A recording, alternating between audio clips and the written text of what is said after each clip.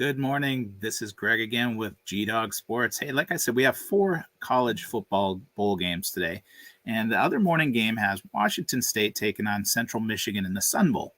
Just a couple hours after Washington State football team landed Sunday in El Paso, Texas, it learned its opponent in the Sun Bowl, the University of Miami, had been forced to pull out of the game because of coronavirus concerns.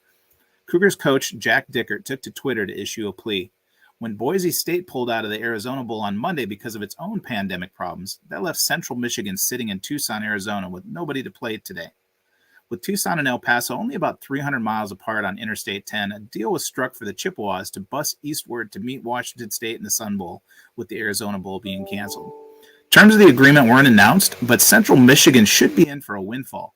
The Sun Bowl, one of the oldest in college football, has a payout of more than $4.5 million per team and is broadcast on CBS. The Arizona Bowl offered just a $350,000 payout per school and was going to be streamed online. So definitely a score for the Chippewas on this one.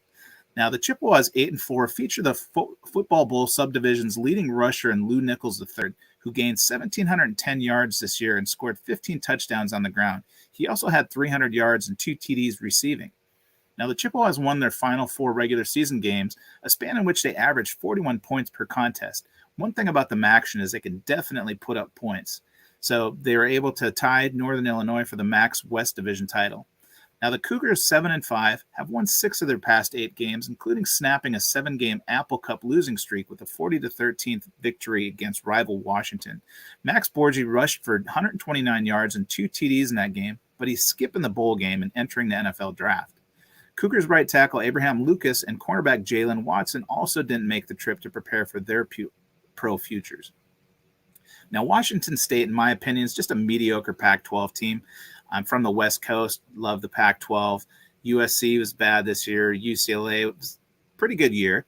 Unfortunately, I didn't get to play in the Holiday Bowl the other night because of COVID, of course.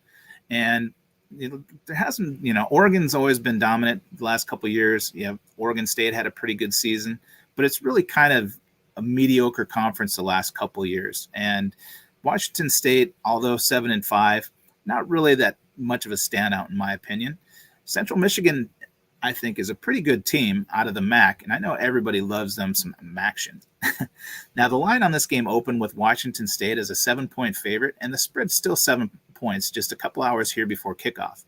These teams haven't played each other before, so I'm sure there's a lot of things that people aren't quite able to factor in this. But in my opinion, I think with the high-scoring offense of the Chippewas, that they'll be able to keep that definitely within 7 points. So I'm definitely taking the 7 points here. I do like the Chippewas to keep it close.